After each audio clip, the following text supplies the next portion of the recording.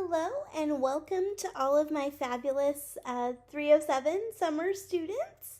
So this video is going to continue our series talking about conducting a one-way between subjects ANOVA. So we would conduct a one-way between subjects ANOVA whenever we have a categorical independent variable with 3 or more levels. And those levels are comprised of 3 or more different groups of people, and we are measuring them on the same dependent variable, which is always continuous. Okay, so in this video, we're going to go over the practice problem from my last video. Okay, so just a couple of reminders. Remember, we have that big, scary F table that we have to get through.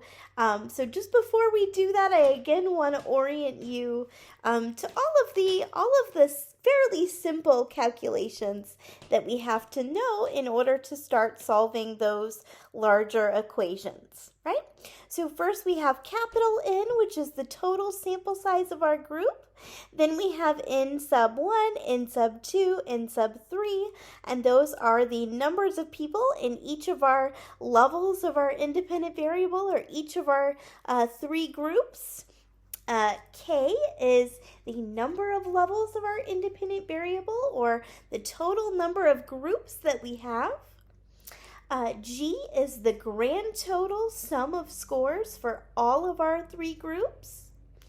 T1, T2, and T3 are the individual sum of the scores in Group 1, Group 2, and Group 3 respectively. Okay?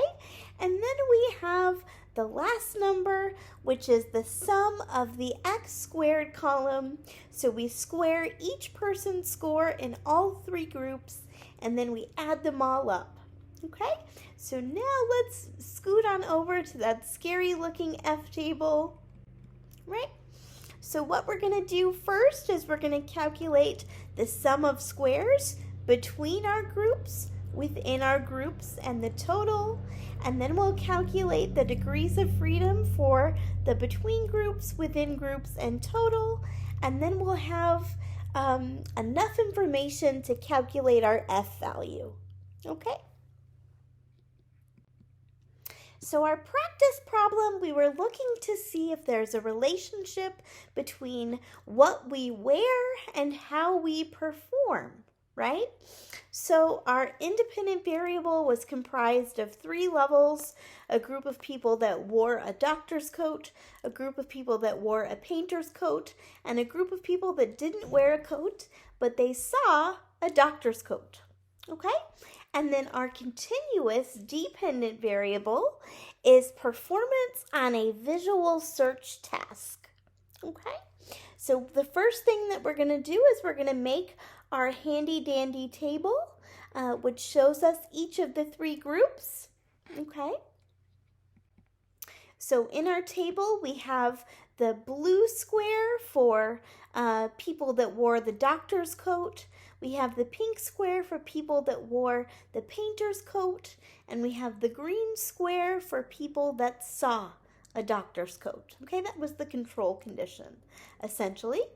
And then in each of these subgroups, for each of these subgroups, we have an X column, which is just the values in our data set, the scores, okay, the visual search scores, okay.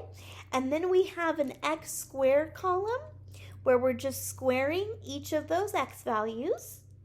And then we have the T column, and the T is just the sum of the X column for each of the groups. Okay? Right? So our values of X for the people that wore the doctor's coat are 4, 3, 5, and 4.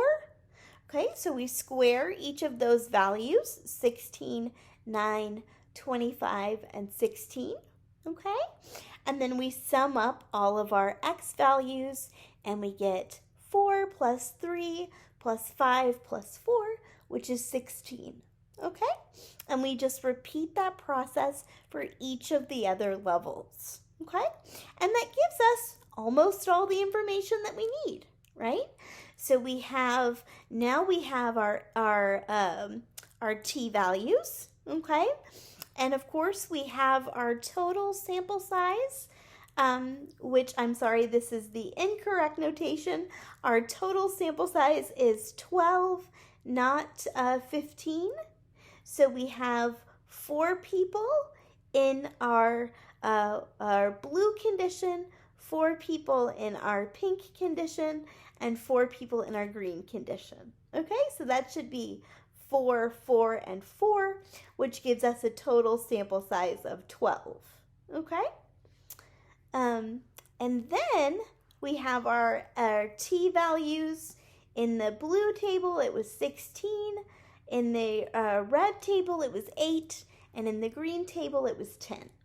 Okay? And so again, the t is just the summed value of each of the x scores. Okay? And G, or our grand total, or our sum of all the scores from each of the groups, okay, is 34, okay? And to get that, all I did was sum up the entire x column, okay? And when I do that, I get 34 as G, okay? And lastly, I'm going to sum up the x squared column, and that's going to give me 114, okay? So the G, we get the G when we sum up the x column, and we get the sum of the squared values, which is 114, when we add up the x squared column, okay? Okay, so now we have enough information to calculate our 3 sums of squares, okay?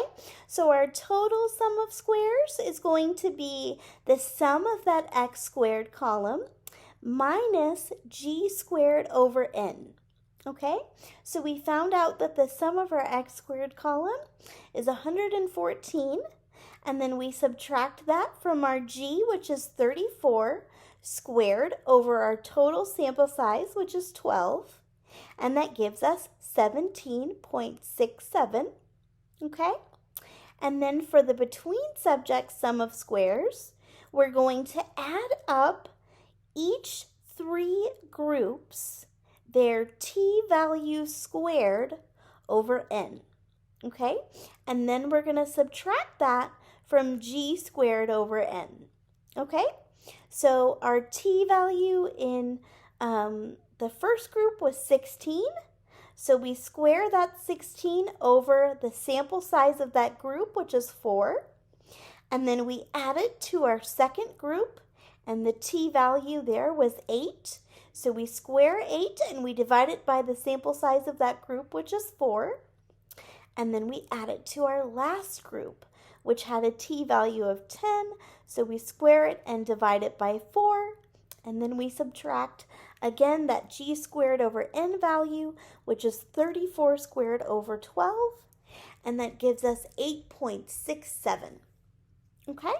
And then we have our easiest calculation of all, which is the within subject sum of squares. So we take the total sum of squares and subtract the between subject sum of squares, and that gives us 9 even, okay? And right away we can check our work, because we know that if we add up our between subject sum of squares and our within subject sum of squares, they have to equal our total, which they do exactly, okay? And now we're ready to put these values into our F table. All right, so when we plug those in, we've got 8.67 for our between subjects SS. We've got a 9 for our sum of squares within, and 17.67 for our sum of squares total. Okay? So our next task is going to be to calculate our degrees of freedom. Okay? So our between groups degrees of freedom is going to be k minus 1, and k is equal to 3. That's our number of levels, or our number of groups. Okay, so that's 3 minus 1. And then we have our within group, which is going to be our total sample size minus k, or capital N minus k. So that's going to be 12 minus 3. And then lastly, we have our sum of squares total degrees of freedom, which is going to be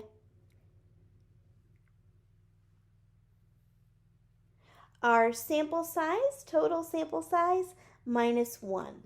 Okay? So again, our DF for within groups was our sample size minus K, whereas our total sample size is the same as for t-tests, and it's our total sample size minus 1. Okay? All right, so now we have our sum of squares values, our degrees of freedom values, and all that remains is to find our mean squares values. Okay? So we're going to enter in our sum of squares divided by our degrees of freedom for our between groups calculation. And for that, we get 8.67 divided by 2. We're going to do the same thing for within groups. We're going to take our sum of squares and divide it by our DF value. And that's an easy calculation. It gives us 1. Okay? So we have to now calculate our F value, which is our mean square between and our mean square within. And that gives us an F value of 4.34. Okay? Okay, so now we have used our calculations and our F table to compute our obtained statistic, right? So we know that F equals 4.34, right? So now we need to use this information to determine whether there is a difference, right, between our levels of the independent variable. Or another way of saying it is we need to use our F statistic to figure out if there is a significant relationship between type of dress and performance on the visual search task, right? So we do that just like we've always done with every other inferential statistics test. And we're going to compare our obtained F value, the one we calculated, to a critical value. Okay? So go ahead and take out your F table. And we're going to utilize 2 degrees of freedom. So we're going to take the degrees of freedom from our F table for within groups and between groups, right? So we know that between groups, the DF value is 2, and within groups, the F value is 9, okay? So the 9, we're going to choose in that first column there, the number 9, and then we're going to choose column 2. Okay, the column for 2. And 0.05 is our alpha level. So when we put in those parameters in our table, our critical value is 4.24. And the rule is if our obtained F value is greater than the critical value, then we can reject the null hypothesis and assume that we fall within the rejection region and P is less than 0.05, okay? So 4.34, our obtained statistic, is greater than 4.26, our critical value. So therefore, we can reject the null hypothesis and assume that there is a significant relationship between type of dress and performance on the visual search task, okay? So we know that there is some difference. So one group differs from at least one other group, okay? But we need to conduct our post hoc tests in SPSS in order to figure out where the difference lies.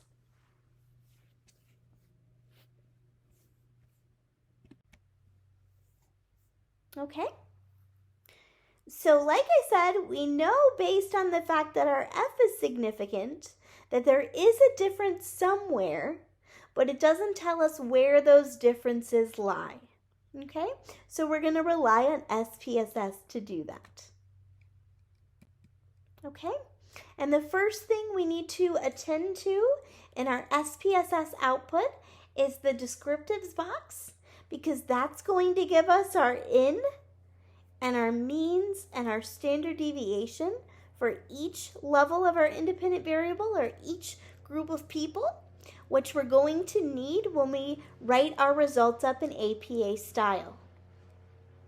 Okay, next we have our ANOVA table so that we can check our work, right?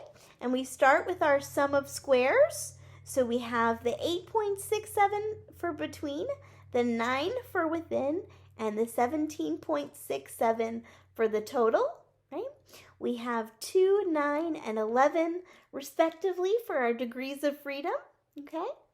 And we also have 4.33 for our F value, right?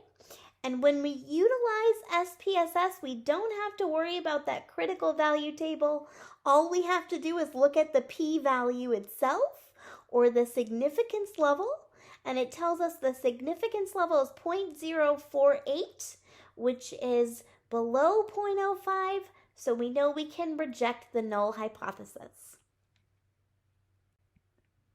Okay, so now we're going to look at our multiple comparisons, and we want to be very careful when we look at this table because it can be sort of confusing, okay?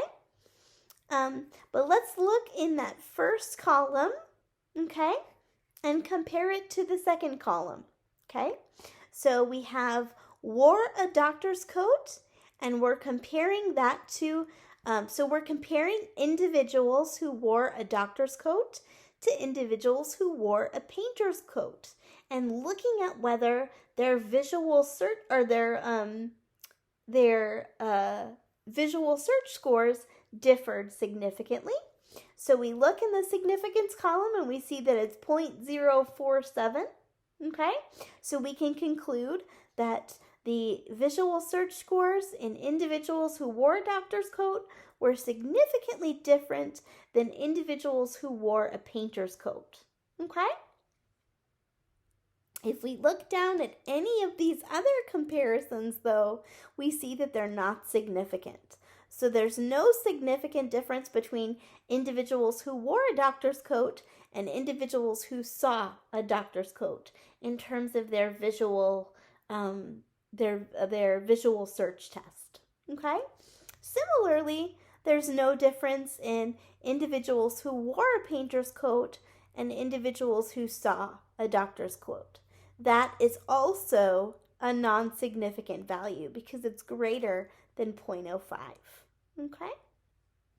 And again, so we see no difference if we compare individuals who saw a doctor's coat to either those who wore a doctor's coat or those who wore a painter's coat, because we see that in the significance column, none of those values are lower than 0.05. The only ones that are below 0.05 are the ones comparing those that wore a painter's coat to those who wore a doctor's coat. Okay? So again, when we write up our results, we want to start with our hypothesis, okay? So we hypothesize that different types of dress would result in different levels of performance on a visual search task. And again, in parentheses, we're going to identify each level of the independent variable. So we're comparing individuals who wore a doctor's coat, wore a painter's coat, or simply saw a doctor's coat in the control condition, right? So we state our hypotheses and our levels of the independent variable as well as our dependent variable, okay? And then we identify what type of statistical test we use. So we conducted a one-way ANOVA, and we also want to include what we found as well as the relevant statistical values, okay?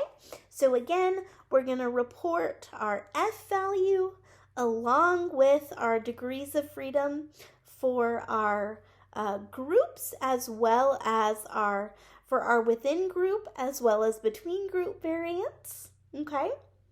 And then we're going to report our F value, and we're going to state whether our P value is greater than or less than 0.05, okay?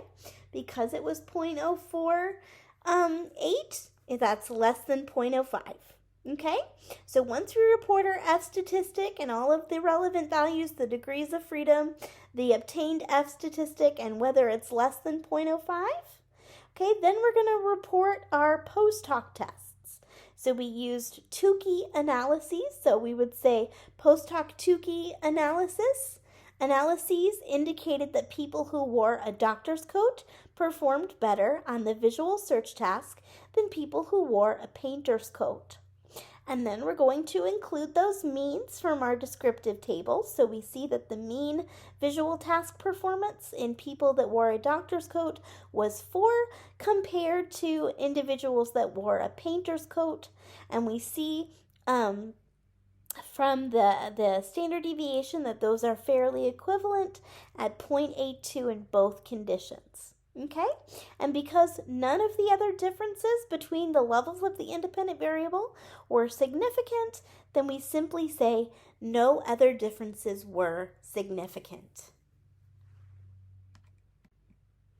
Okay, and like I did last time, I just want to reiterate a couple of things. So we always start out by explicitly stating the alternative hypothesis or the researcher's hypothesis. Then we tell our audience what type of test we did, and we explained what the test showed.